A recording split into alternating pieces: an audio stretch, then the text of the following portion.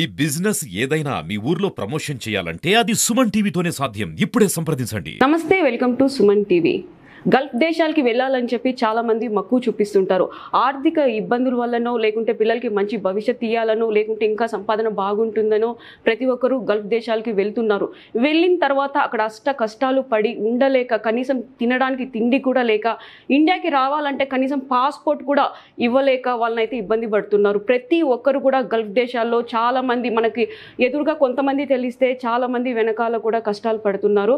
శివ అనే వ్యక్తి ఈ మధ్య కాలంలో సెల్ఫీ వీడియో తీసి అదైతే సోషల్ మీడియాలో పోస్ట్ చేశారు. పోస్ట్ చేసిన వెంటనే అది వైరల్ అయింది.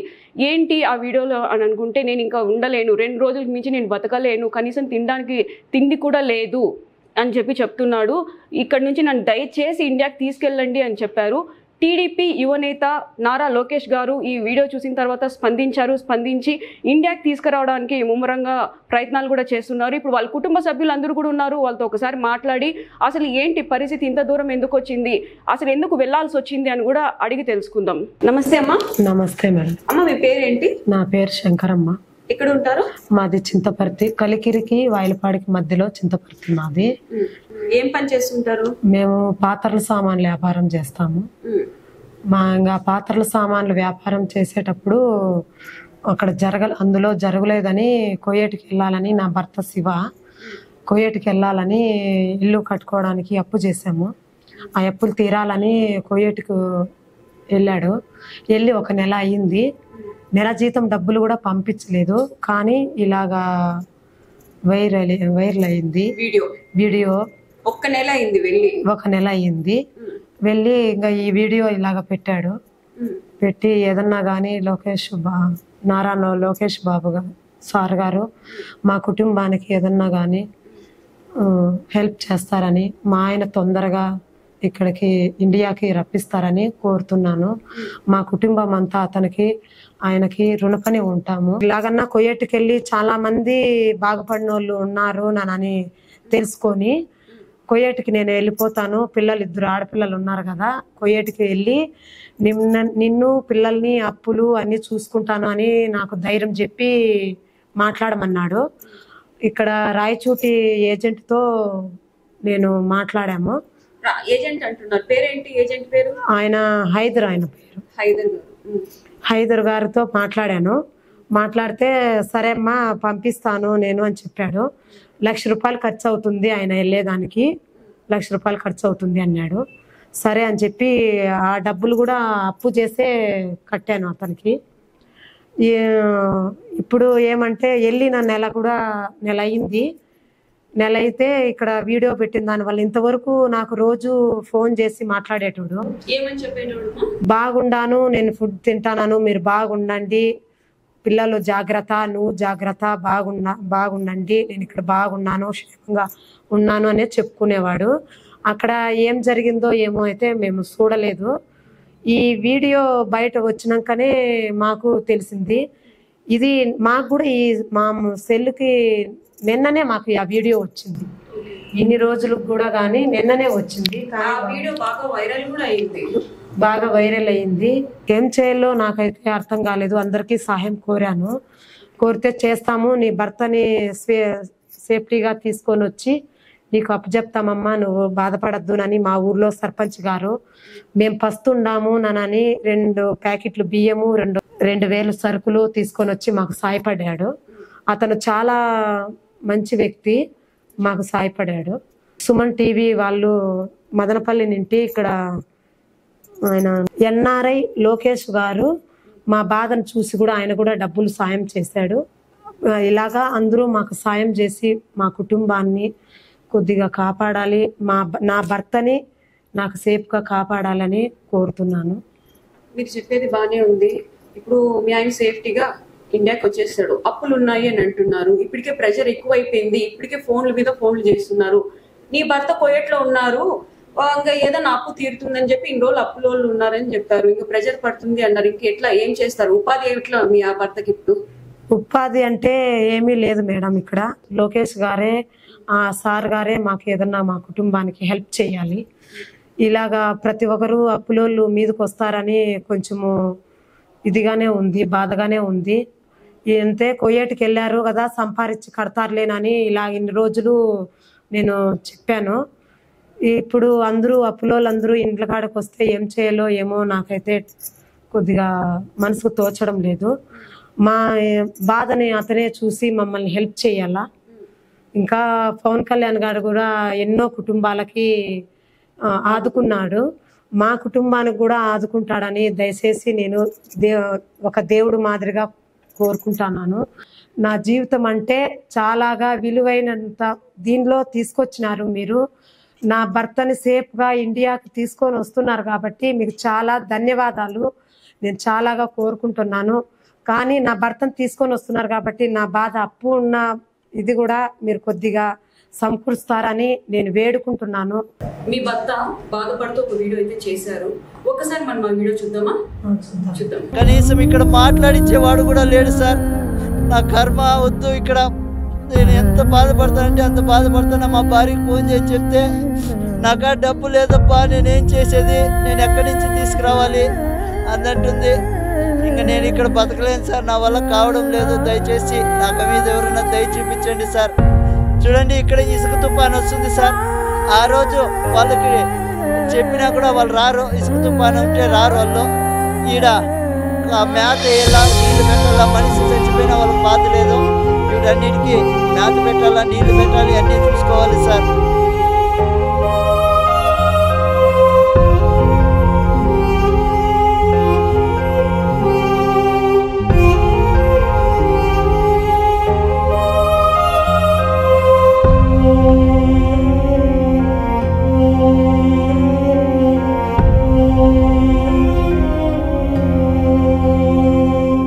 వీడియో చూసావమ్మా? చూసానక్క. మా నాన్న నాకు కావాలక్క, తొందరగా తెచ్చిచ్చానక్క. ఇండియాకి దిన్నా వచ్చేయక్క. మా నాన్న లేకుండా ఉండలేమక్క. సరే, ఏం భయపడద్దు, బాధపడద్దు. నారా లోకేష్ గారు ఆయనే స్వయంగా ఇక్కడికి ఇండియాకి రావడానికి అన్ని ఏర్పాట్లు కూడా చేస్తున్నాడు. ఏం బాధపడద్దు, ఓకేనా? ఆయనకి తొందరగా తెచ్చి చెప్తానక్క. మా నాన్న తొందరగా పిలిపించేమనక్క. మా నాన్న లేకుండా మేము ఉండలేమక్క. అట్లా ఉండే గంటగా అయితే మేము పంపించేవాళ్ళం కాదక్క. మాట్లాడినావా నాన్నతో? నిన్నేమన్నా మాట్లాడానక్క. బాగున్నాను అని చెప్పాను. అక్కడ బాధలు పడుతున్నాడు కదా, కష్టాలు పడుతున్నాడు, అవేం నీకు తెలీదా? చెప్పలేదక్క. బాగానే ఉన్నాను, తింటున్నాను, మీరు బాగుండండి అని చెప్పిన అన్నాడక్క. అందుకోసమే మేమేం చేయలేకపోయినామక్క. ఈ వీడియో వచ్చిందని నిన్ననే తెలిసిందక్క. మాకు ఈ వైరల్ అయిందని మాకు తెలియదు ఇంతవరకు.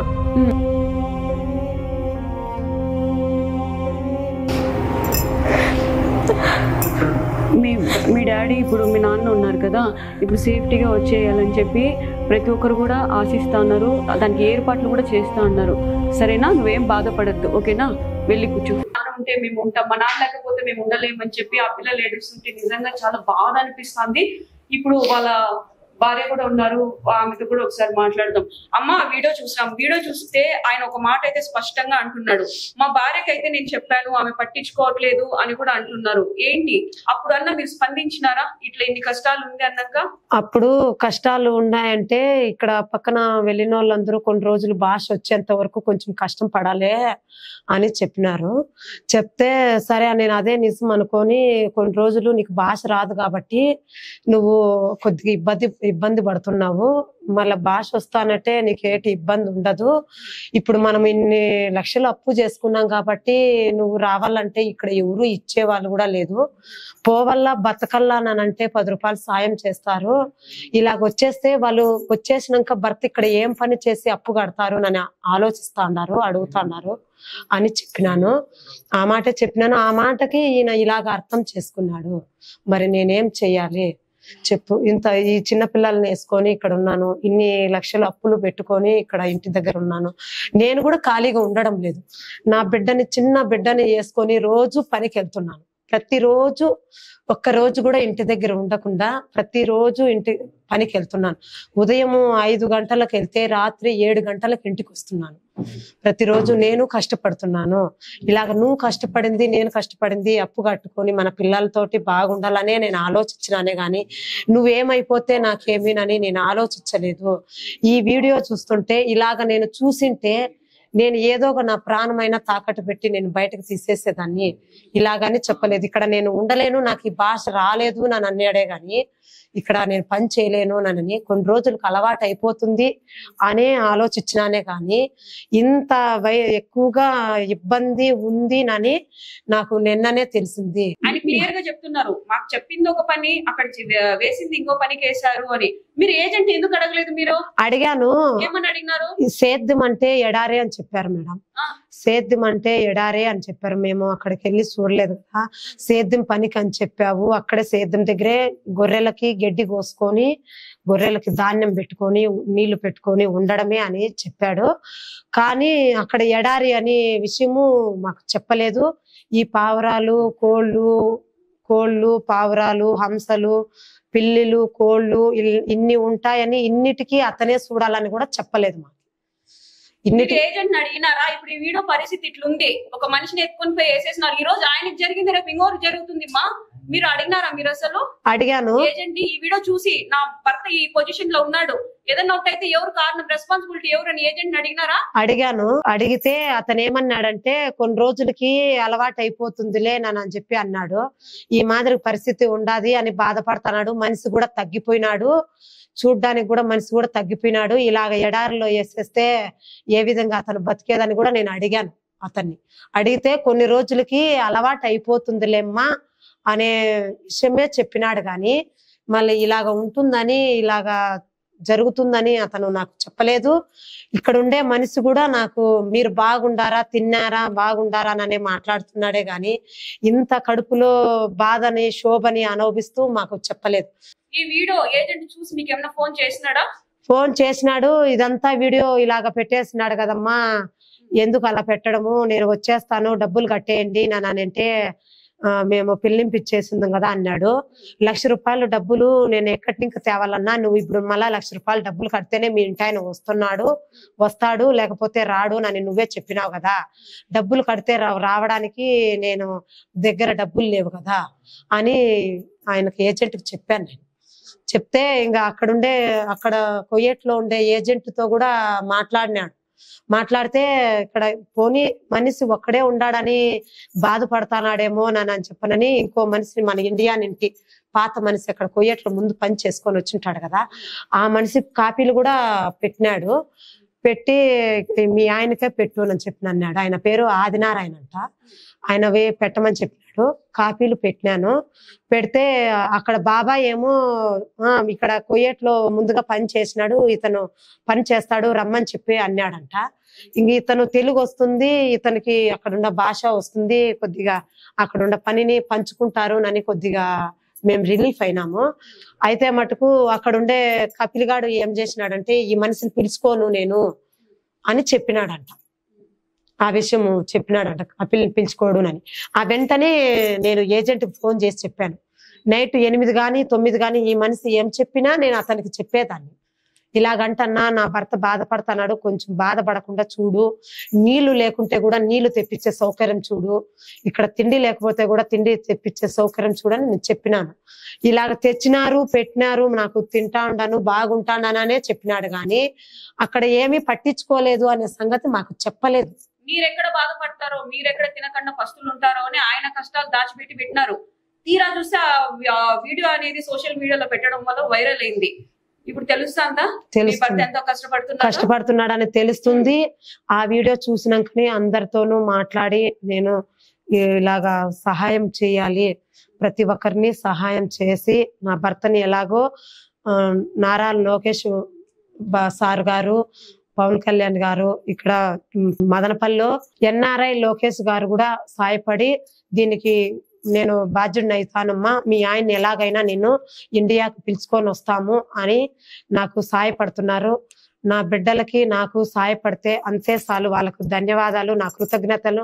శివ గారి కుటుంబం అంతా కూడా చాలా బాధపడుతున్నారు. నా భర్త సేఫ్టీగా ఇండియాకి రావాలని చెప్పి కూడా ఆ వీడియో చూసిన వెంటనే వీళ్ళ ఫ్యామిలీ మెంబర్స్ కళ్ళల్లో నుంచి కూడా నీళ్ళు అయితే వస్తున్నాయి. ఎందుకంటే ఇక్కడే కాదు, కనీసం స్కూల్కి వెళ్తే మీ నాన్న కువైట్కి పోయినాడు కదా, పెద్ద సంపాదిస్తామని చెప్పేసి ఏంటి మీ నాన్న వీడియోలు తీసి సోషల్ మీడియాలో పెడుతున్నాడు అని చిన్న పిల్లల్ని కూడా చాలా చాలా బాధాకరమైన మాటలు చెప్పి వాళ్ళని బాధతో గురి చేస్తున్నారు. ఆ చిన్న పాప మాటల్లో విందాం అసలు ఏం మాట్లాడినారు అనేది. ఏం పేరు నాన్న నీ పేరు? ఏ వనిత. ఎన్నో క్లాస్? 6th class. 4 రోజులు స్కూల్కి వెళ్ళట్లేదంటే నువ్వు?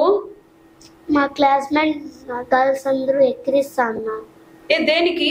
మీ నాన్న అక్కడ వెళ్ళారు కదా, సోషల్ మీడియాలో పెడుతున్నారు కదా, ఎందుకు మీ నాన్న అట్లా పెడుతున్నారని ఎక్కిరిస్తాను. అలా అంతా ఎక్కిరిస్తున్నారా? మాటలు చెప్తున్నారా? ఇంకేమేమి మాట్లాడినారు? మా నాన్న అక్కడ ఉన్నారు, మా నాన్న మా మమ్మీ వాళ్ళు అక్కడే ఉన్నారు, మా మమ్మీ వాళ్ళు మా నాన్న వాళ్ళు చెప్పట్లేదే అన్నారు. మా అమ్మ మా నాన్న కూడా కువైట్ లో ఉన్నారు, వాళ్ళు పెట్టట్లే, మీ నాన్న ఎందుకు పెడుతున్నారని నిన్ను ఎక్కిరిస్తున్నారు వాళ్ళు. నువ్వేం చెప్పినావు నాన్న అప్పుడు? మీ మమ్మీ వాళ్ళు అయితే మీరు ముందుసారి తిన్నారు, మా నాన్న ఫస్ట్ టైం పోయిందేదని ఎక్కిరిస్తున్నారు. బాధ అనిపించింది కదా. మీ మమ్మీకి వచ్చి ఏం చెప్పినావమ్మా? మమ్మీ మా క్లాస్మేట్స్ అందరూ ఎక్కిరిస్తున్నారు అని. అందుకు స్కూల్కి వెళ్ళలేదా నువ్వు?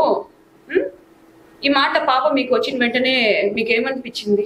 నాకు చాలా బాధ అనిపించింది. మా డాడీ వాళ్ళు కూడా పోయినారు, ఇలాగా సోషల్ మీడియాలో దాంట్లో పెట్టలేదు. మా డాడీ వెళ్ళిన దానికి ఇలాగ మా పిల్లలు కూడా ఇట్లా అంటున్నారు, నేను వెళ్ళలేదమ్మా, నాకు క్షేమ అయిపోతుంది, నేను స్కూల్కి వెళ్ళను, నాకు చాలా బాధ అనిపిస్తుంది నేనంటే సరేలేనని ఉండిపోయాను. మరి ఇంకా ఏం చెప్పాలి, చిన్న పిల్లలకి కొద్దిగా అప్సెట్ అయితే చాలా ఇబ్బంది కదా అని నేను సైలెంట్ గా ఉండిపోయాను. మిమ్మల్ని కూడా ఎవరైనా ఆ వీడియో చూసినాక ఎందుకు మీ ఆయన ఇలా పెట్టాడని ఏమన్నా అన్నారండి? అన్నారు, కానీ ఇంకా ఆయనకు చాలా బాధ ఉంది కాబట్టి వీడియో పెట్టినట్టున్నాడు. ఇక ఏదో ఒక విధంగా చేసి అతన్ని బయటకు పిలిపించేయాలి అని అనుకున్నాను. ఇది ఇంత దూరం వరకు వెళ్తుందని నేను అనుకోలేదు. చాలా దూరం వరకు అంటే చంద్రబాబు నాయుడు కొడుకు నారా లోకేష్ బాబు దగ్గర వరకు వెళ్ళిపోయింది. ఇంకా ఆయన అందరూ ప్రతి ఒక్కరూ మీడియా వాళ్ళందరూ ఫోన్ చేసి మీరేం బాధపడద్దండి, మీ భర్తని ఎలాగైనా నేను ఇండియాకి పిలిచే బాధ్యత మాదేనని అందరూ ధైర్యం చెప్పారు. ఇక ఎలాగైనా వాళ్ళు చేస్తారు కదా అనే ఒక గట్టి నమ్మకంతో నేను ఉండిపోయాను. ఏం పేరు మా నీ పేరు? నా పేరు వెన్నెల. వెన్నెల. ఓకే. ఎన్నో క్లాస్ నువ్వు? నేను 5వ క్లాస్ చదివేదాన్ని, ఇప్పుడు చదవడం లేదు. మా నాన్న ఇల్లు కట్టి అప్పులు చేసేసిన వల్ల కువైట్కి పోయినాడు, జీతం ఇంకా వేయలేదని చెప్పినని నేను మా అమ్మ కూలికి పోతూ ఉన్నాము. నువ్వు మీ అమ్మ పోతాండ్రా పనికి? నువ్వు కూడానా? మీ అమ్మ అంటే పోతాంది, నువ్వెందుకు వెళ్తున్నావమ్మా? వాళ్ళు అప్పులోళ్ళు ఇంటికాటికి వచ్చి ఇబ్బంది ఎక్కువ అయిపోతాంటే నేను చూడలేక వెళ్తున్నాను. మళ్ళీ స్కూల్కి వెళ్తావమ్మా నువ్వు? ఒకవేళ పంపిస్తే వెళ్తానక్క. నీకు చదువుకోవాలని ఉందా? ఉండదక్క. ఉండదా? మీ ఫ్రెండ్స్ అంతా కూడా నీ దగ్గరికి వచ్చి స్కూల్కి రాలేదని అడిగినారా? అడిగినారక్క, ఎందుకు స్కూల్కి రాలేదంటే ఇట్లా చెప్పానక్క. మళ్ళా అప్పుడు కూడా ఆ స్కూల్కి వెళ్ళకోకున్నందుకు కూడా మీ నాయన అట్లా వెళ్ళాడు, అవన్నీ పెట్టినందుకే కదా నువ్వు స్కూల్ మానేసినావు అని చెప్పినని నన్ను ఏడిపించారక్క. అందుకోసమే నేను బాధతో మా అమ్మతో పాటు పనికి వచ్చేసాను. ఏమని ఏడిపించారమ్మా? మీ నాయన ఇట్లా చూడు, సోషల్ మీడియాలో, యూట్యూబ్లో, ఫేస్బుక్లో వీటిల్లో అంతా పెట్టాడు చూడు, మా నాన్నగారులు కూడా ఉన్నారు, మా అమ్మగారులు కూడా అక్కడే ఉన్నారు, మాకేం పెట్టలేదు, మాకేం ఇచ్చేయలేదు, నెల జీతాలు పంపిస్తారు, మమ్మల్ని బాగా చూసుకుంటారు, మీ నాన్న ఎందుకు అట్లా పెట్టాడు అని చెప్పినని అన్నారు అక్క. అందుకోసమే నేను బాధతో మా అమ్మతో పాటు పనికి వచ్చేసాను అక్క.